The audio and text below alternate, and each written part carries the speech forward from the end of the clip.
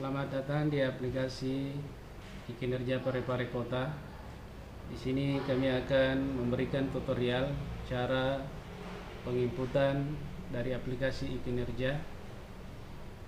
Di mana aplikasi kinerja ini akan menampilkan pada halaman awal ini terdiri dari petunjuk ini.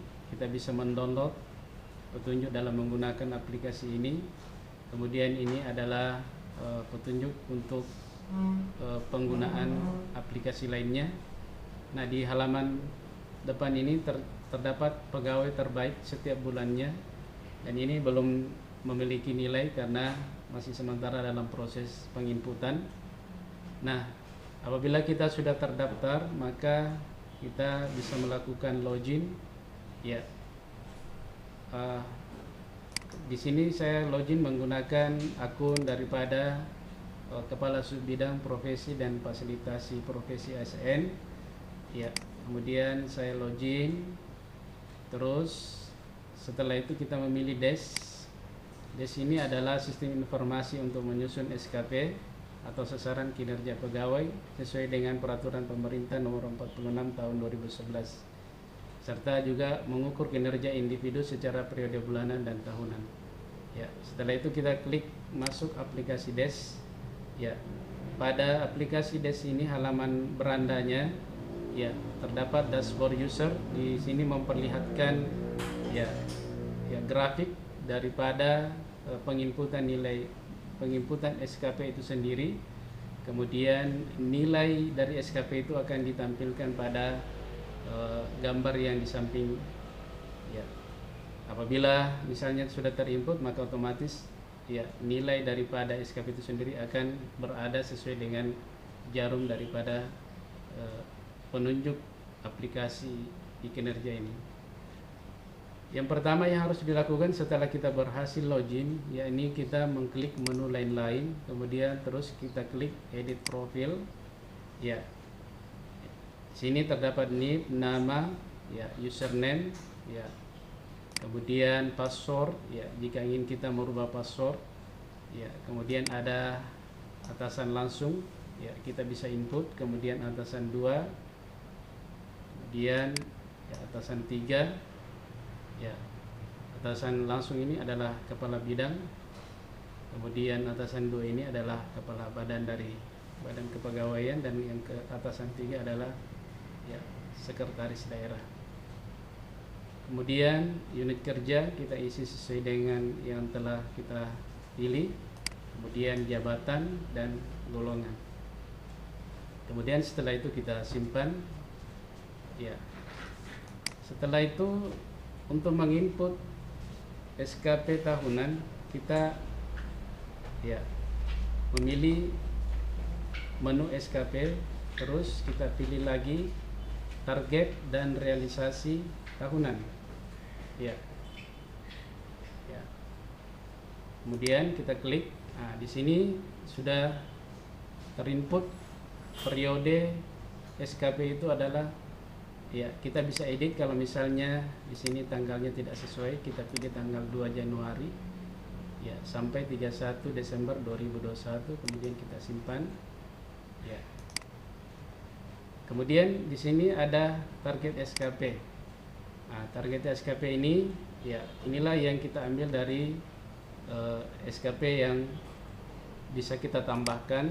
Ya, di sini apabila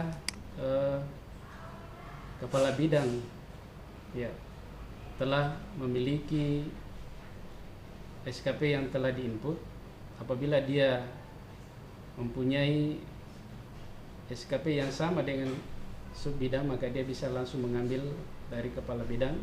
Namun kalau berbeda, maka dia langsung menuliskan di kegiatan tahunan. Ya. Kemudian di sini ada target kuantitas. Ya, berapa target kuantitas yang ingin dicapai, kemudian dia jenisnya apa, apakah dia kegiatan ya atau dokumen. Ya, kita bisa pilih di sini dokumen ya ataupun kegiatan, bisa kita memilihnya. Kemudian angka kredit ini tidak kita centang, kemudian target waktu maksimal di sini yang terisi adalah 12 bulan.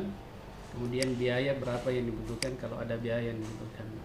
Setelah itu ya kita simpan ya. Apabila telah selesai kita melakukan penginputan, maka akan muncul pada SKP tahunan ya yang telah kita input tadi. Ya, seperti ini. Kemudian apabila kita ingin melihat SKP tahunan bawahan, maka kita memilih menu SKP tahunan bawahan ini.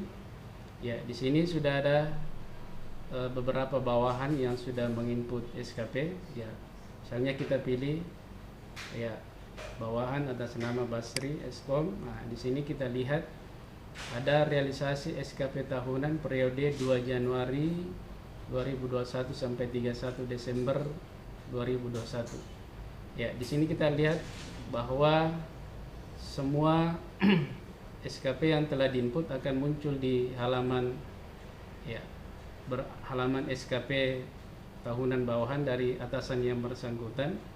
Nah, di sini belum dilakukan penilaian. Ada yang sudah dilakukan penilaian. Ya. Kemudian apabila ya kita ingin lihat daripada SKP bulanan bawahan, maka kita pilih menu SKP bulanan bawahan. Ya, kita pilih ya bulan berapa, ya kemudian kita klik cari. Nah, di sini ya SKP bulanan bawahan yang sudah mengisi adalah ya ini kita bisa memberikan penilaian di sini. Ya, apabila sudah dilakukan penilaian, ya kemudian input kuantitas, di sini kita bisa memberikan nilai. Ya, kemudian kalau sudah kita berikan nilai, kita simpan. Ya, kita simpan. Ya, kemudian setelah itu kita approve untuk menyatakan bahwa ya kegiatan tersebut sudah selesai atau telah disetujui oleh atasan yang bersangkutan. Nah, apabila kita ingin melakukan penilaian perilaku bulanan bawahan, maka kita bisa memilih ya nama bawahan yang akan kita nilai. Ya, kemudian kita cari. Ya, di sini kita bisa input ya misalnya untuk bulan Januari, Februari, Maret, April ini sudah terinput. Kita ingin input untuk bulan Mei. Ya, di sini kita bisa menginputnya misalnya ya angka yang kita bisa input. Ya, ya ini ya. Kemudian kita simpan. Ya, nah, ini akan otomatis muncul di penginputan nilai bulan yang kita telah pilih. Nah, apabila kita ingin melakukan disposisi langsung kepada bawahan, maka kita memilih menu disposisi, kemudian kita klik. Ya, ya. Kemudian kita ini lihat, ini sudah pernah ada disposisi sebelumnya. Apabila kita ingin menambahkan disposisi, maka kita klik input. Kita pilih bawahan yang akan kita berikan disposisi.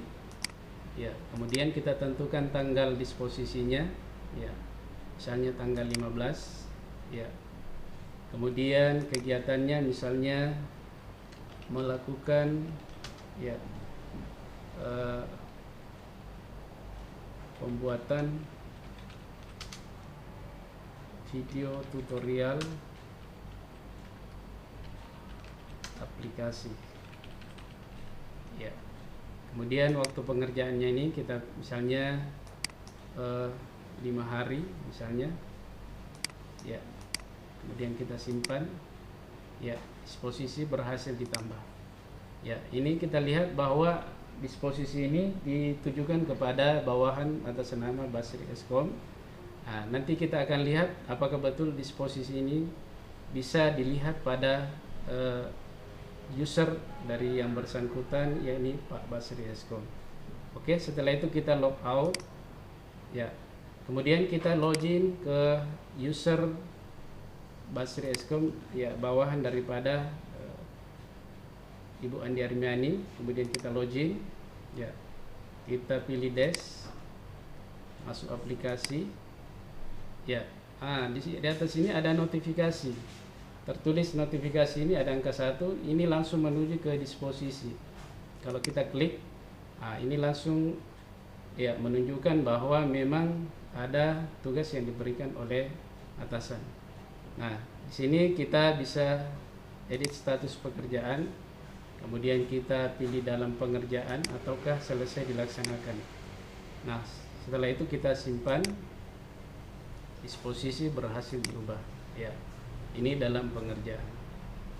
Ya, kemudian dari SKP tahunan sendiri bawahan ini, ya, kita juga bisa lihat apabila dia ingin menginputnya.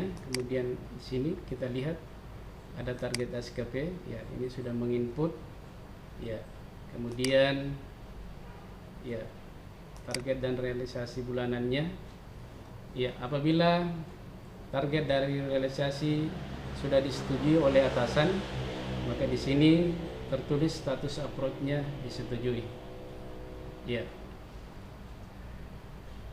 Jadi di sini bisa kita lihat ya bahwa apabila SKP itu telah mengalami persetujuan, maka status approach-nya akan berubah menjadi disetujui. Nah, kalau kita kembali ke atasan yang bersangkutan, kita log out. Ya, kita log out. Kemudian kita login kembali ke menu atasan tersebut. Kita login. Ya, di sini kita lihat. Ya, kita perhatikan kembali disposisi. Kita lihat tindak lanjutnya bagaimana. Ya, kita cari. Ya. Ya, disposisi.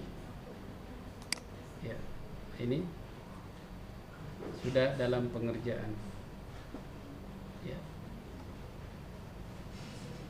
Kemudian apabila kita ingin ya melihat dari SKP tahunan itu sendiri, maka kita login kembali ke user dari bawahan, kemudian kita login. Ya. Kemudian masuk kembali ke aplikasi. Ya, di sini kita bisa melihat ya. Kita bisa melihat di sini detail SKP tahunan ya. Ya, di sini kita melihat SKP dari bawahan itu ada terbaca ya. Kemudian laporan harian ya, perilaku bulanan. Ya, ini karena bawahan maka tidak mempunyai lagi anunya. Ya. Ya, di sini kita bisa melihat laporan harian kinerja ini. Ya, kita lihat ini uraian menginput uraian tugas SKP ASN. Ya, kuantitasnya 40, misalnya 40 orang dari jam berapa ya sampai jam berapa, kemudian klasifikasinya apa ya, kemudian kita simpan ya.